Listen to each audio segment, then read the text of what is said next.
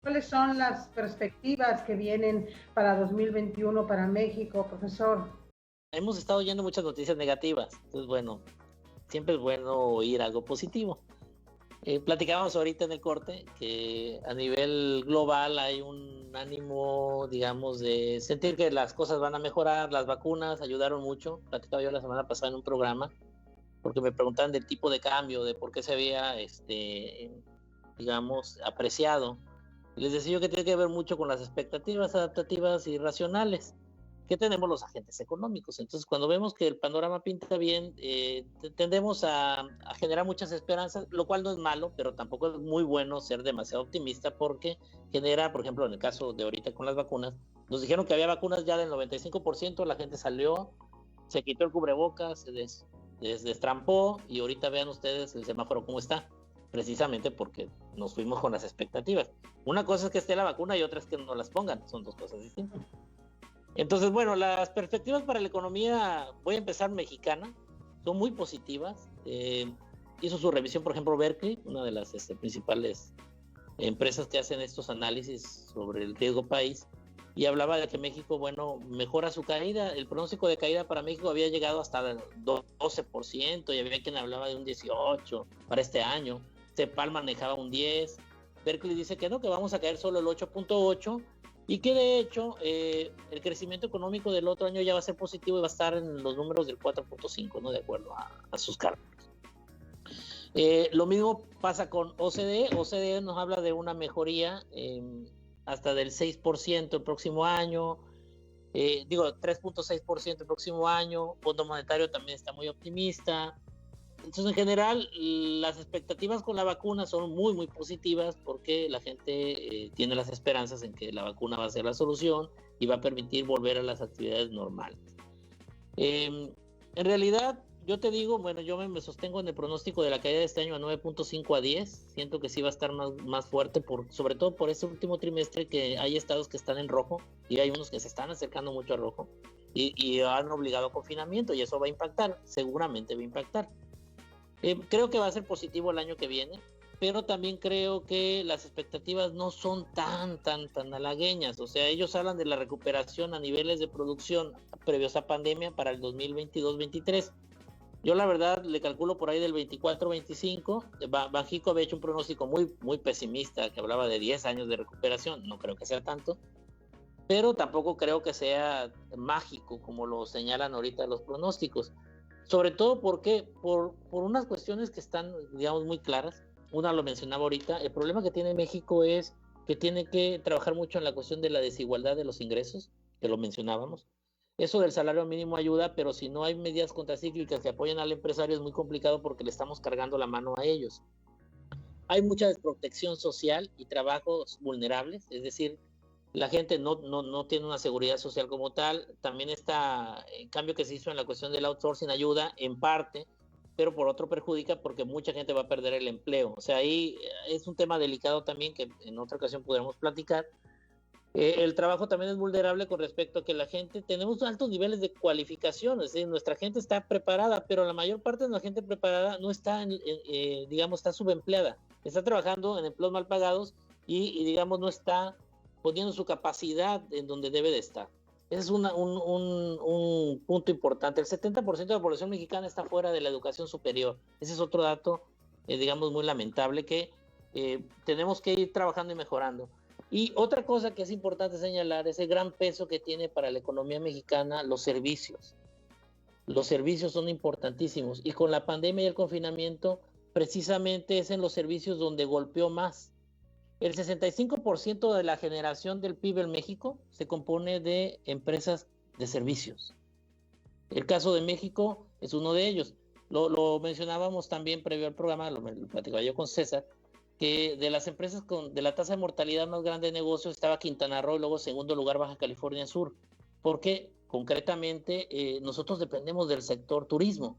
Entonces no podemos olvidar eso. Sí es muy positivo y es bueno pensar de forma, digamos, de esta manera, digamos, de esta actitud positiva frente a un año que viene, que la verdad yo lo veo complejo, es un año complejo, porque vamos a poner a prueba la vacuna, la economía global, a pesar de dar ciertos vestigios de mejoría, no termina de ser lo suficientemente fuerte como para hablar de una tendencia.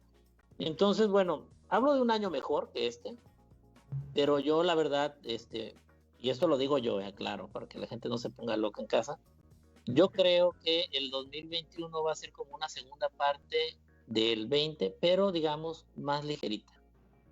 Como un Rocky 2, pues, para que me imaginen, para que se imaginen en casa. Casi tan bueno como el anterior, pero no igual, algo así. Entonces, hay que cuidarle el empleo, hay que apoyarnos, consumo local, ya saben, hay que trabajar sobre eso. La mala secuela de una mala película. Algo así. Imagínate.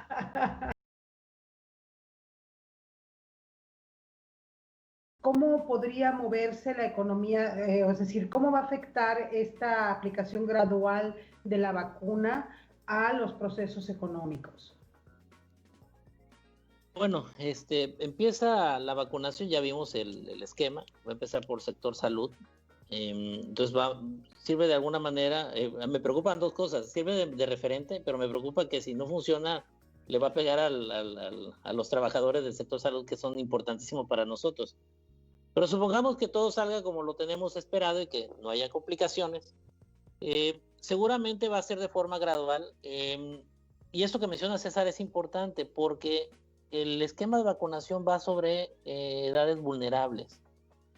Entonces, bueno, los primeros meses, la primera mitad del año cubre, digamos, a las personas de cierta edad que no son, digamos, población económicamente activa. Hasta mayo creo que que entra el rubro del cuarto piso donde un servidor se encuentra. Y digamos que es donde ya estamos los más productivos en cuestión de población económicamente activa, estamos en el punto. Entonces, a partir de mayo, seguramente nos va a generar una confianza que permita reactivar la economía. Pero vuelvo al punto, aunque esté vacunado contra el COVID, acuérdense que son 2 tomas, en teoría deberíamos de esperar, si todo funciona como se tiene estimado, un primer semestre del año muy positivo en cuestión de recuperación económica, pero no vamos a alcanzar niveles previos a la pandemia. Vamos a tardar en encontrar esos niveles previos. O sea, va a faltar, pues. Se perdieron muchos empleos, se perdieron muchos negocios, se perdieron muchas vidas. En el caso de México, a pesar de eso, porque siempre se habla nada más de los muertos, pero también hay gente que quedó con daños, que tuvo la enfermedad y quedó, digamos, con secuelas. Eso también es importante señalarlo. Y bueno, eso impacta. Yo creo que la vacunación puede ser muy positiva si funciona como se espera. El ritmo de recuperación económico a nivel global se me hace a mí lento.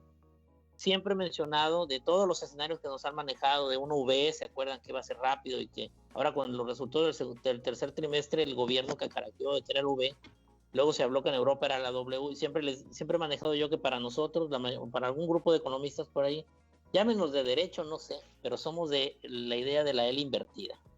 ¿Qué es la L invertida? Es una L, es una recuperación muy lenta en el tiempo, pero que se va a ir dando de forma paulatina. ¿Por qué? Porque, digamos, hay muchos factores que afectan. Acuérdense que la economía es un fenómeno multifactorial y multivariado. O sea, son muchas variables las que están en juego, no es solo una. La vacuna resuelve un problema, pero el principal enemigo que yo veo, como Keynes lo mencionaba, y conste que Keynes no es liberal ni es totalmente, fue el primer economista que supuso la entrada del gobierno en la economía.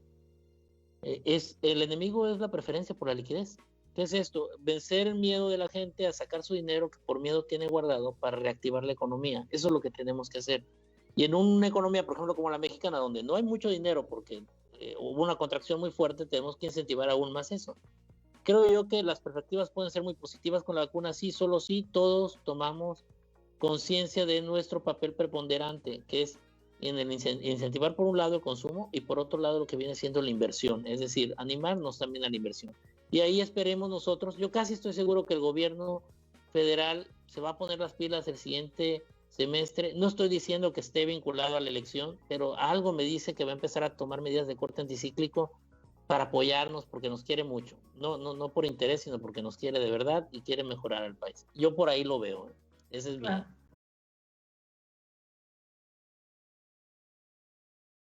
Profesor, sin embargo, hay muchísimos analistas, académicos, activistas, que plantean justamente eso, ¿no? Justamente romper con el capitalismo. Hay incluso quienes dicen que ya no da más, es decir, que va a colapsar en algún momento determinado porque ya no da más. Se habla de este fenómeno del capitaloceno, ¿no? En que o colapsa el sistema o colapsa el planeta. ¿Cuál es su opinión, profesor? Bueno, mira, yo creo que después de la pandemia recibimos una lección muy importante. Te digo, porque tú sabes, soy liberal económico, siempre lo he defendido y lo he dicho. Tal vez no soy neoliberal, soy más liberal económico, más de la idea como del liberalismo clásico. ¿A qué se refiere esto para la gente que nos ve en casa? Creemos en el libre mercado, en un mercado donde el Estado no interviene directamente porque ya nos ha demostrado el Estado muchas veces que cuando interviene, debe de intervenir en los momentos clave, pero no más. Siempre pongo yo el ejemplo que el Estado viene siendo como la suegra, ¿no? Cuando lo invitamos a casa debe de ir y quedarse en la cocina, no meterse a la cocina porque ya no la vas a sacar, va a querer cocinar siempre.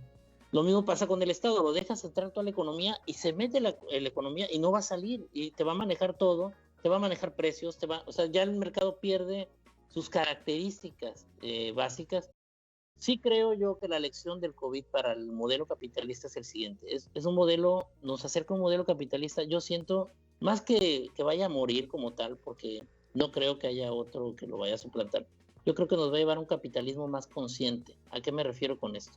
A lo mejor suena utópico lo que voy a decir, pero nos ha hecho seres humanos más conscientes con el cuidado del medio ambiente, más conscientes con el que está al lado, más consciente de la solidaridad que debo tener y de la empatía con el otro, porque el otro ya me doy cuenta que también me impacta a mí de alguna forma. Entonces, más bien yo creo que va por ahí, como Samir Amir y otros grandes teóricos, el mismo Jeffrey Sachs por ahí lo mencionaba, que es igual Danny Roderick de Harvard. Ellos mencionaban esto, nos está acercando a un tipo de capitalismo, digamos, más humano. Yo lo veo así, veo dos vertientes. Una es acercarnos a este capitalismo que nos acerque a un consumo más responsable, más razonado, más vinculado con el cuidado de la naturaleza y, digamos, con empatía con el otro que está al lado. Ya no este capitalismo egoísta, ¿no? Sino, digamos, algo más abierto a trabajar de manera conjunta como lo han estado haciendo los países. Y la otra vertiente que coquetea mucho con esta nos puede llevar a un fascismo de Estado totalitario. Si esto se mantiene, puede llevarnos para allá. Entonces yo veo que estamos en esa disyuntiva ahorita a nivel histórico. Depende de las decisiones que tomen los gobiernos a nivel internacional, o nos decantamos por una, o nos vamos a decantar por el otro. De repente los gobiernos están coqueteando con el escenario más pesimista que te manejo. Pero no sabría yo decirte a ciencia cierta cuál de las dos sea. Yo me inclino, como cualquiera de ustedes seguramente, por el que es más humanista, ¿no? Un capitalismo más razonado, porque es la lección que hemos aprendido durante este año. Pero la verdad es que el sistema capitalista está demasiado metido ya en este sistema neoliberal, que como tal yo digo que nunca ha existido en México. Está demasiado impregnado en nosotros y tenemos que aprender, digamos, a hacer ese paso, ¿no? Hacia ese otro tipo de capitalismo más consciente. Eso a lo mejor no es lo que creo que va a pasar, pero son mis mejores deseos, Alex, que pudieran acercarnos a algo así. Por supuesto. Bien, sí, nada más precisar algo, me hace ruido. El término capitalismo es un término por Engels y Marx, por el materialismo histórico.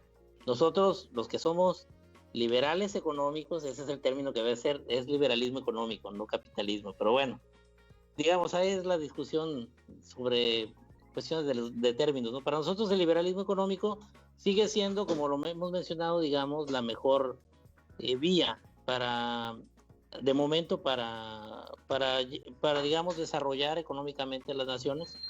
A mis alumnos siempre les menciono, no sé si voy a meter gol con esto, pero bueno, les digo, es como cuando tiene uno no sé si recuerdan ustedes los Datsun del 70, un Datsun 70 y tienes un bocho del 80. ¿Qué carro prefieres, no? Pues todo el mundo dice el bocho del 80. Bueno, ese es el modelo actual. O sea, es lo mejor que tenemos. No es, digamos, lo que todo aspiraría como un carro Tesla de los actuales, pero pues nos sirve para movernos. ¿Qué requerimos? Requerimos ser más, vuelvo a lo mismo, la parte de la conciencia desde el punto de vista del consumo. No me he cansado, y ustedes lo saben, es un tema recurrente cuando hablamos del COVID durante este año. La solución que tenemos mientras los gobiernos no estén apoyando, como el caso de México, es la conciencia social. ¿A qué me refiero con eso? La conciencia social derivada en el consumo local, en apoyarnos entre nosotros, las cadenas de valor entre empresarios. La base está siempre ahí en la sociedad. Yo soy de la idea, como buen liberal económico, que el gobierno no nos va a solucionar nada. Se ha cansado de mostrarnos que no, que vela por sus intereses. Son las iniciativas particulares o privadas, ya sean civiles o con fines o sin fines de lucro, las que logran, digamos, los grandes cambios. Estos grandes cambios que van aportando a la mejoría de la sociedad parten de la sociedad civil y somos nosotros, digamos, los principales actores. Yo creo que la clave está ahí. La clave, lo decía hace rato, en la conciencia, en un consumo con conciencia, en un turismo consciente, en un turismo más alternativo, de menos impacto a la naturaleza, un consumismo, trasladar a un consumismo, digamos, más racional, no tan irracional como el que hemos tenido. Y digamos, eso va a ser. El gran problema que yo veo es el gran sector empresarial, los empresarios grandes, que se han coludido con los gobiernos. Y este asunto que te estoy diciendo lo contemplaba ya Adam Smith desde el origen y la naturaleza y la riqueza de las naciones de 1776. El primer liberal económico dijo, aguas, porque ahí puede haber un problema. Fíjate, ¿con cuántos años? Estoy hablando de 1776. Si no cuidan ustedes esas relaciones, pueden generarse problemas porque se generan intereses. Y cuando hay intereses, la parte social queda de lado. Eso lo dijo un liberal económico. Digo, claro. Y eso lo estamos viviendo. Lo estamos viviendo y eso es lo que donde nosotros tenemos que aportar a través de ser más solidarios, más empáticos, sobre todo en situaciones como la actual. La situación actual ha obligado a contraer una economía porque nos han confinado y tenemos que buscar las soluciones y las soluciones las tenemos nosotros, como a través del consumo local, a través de la inversión local. Hay que incentivar la inversión. Esa es la parte fundamental y Keynes lo mencionaba, ¿no?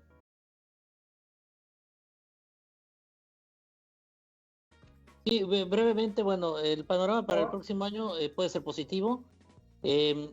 Oportunidades, áreas de oportunidad, yo veo, está dado todo para la innovación, para la generación de nuevas ideas. Es el momento de que saquen de la chistera todo lo que tengan ahí, aviéntense, no hay otro momento más que este. Pueden salir cosas muy interesantes si ustedes se lo proponen. A mal tiempo, buena cara, y yo siento que... si domamos la pandemia, lo demás se va a ir dando en la medida que nosotros innovemos y desarrollemos. Creo que la base está ahí. Hay que trabajar en eso.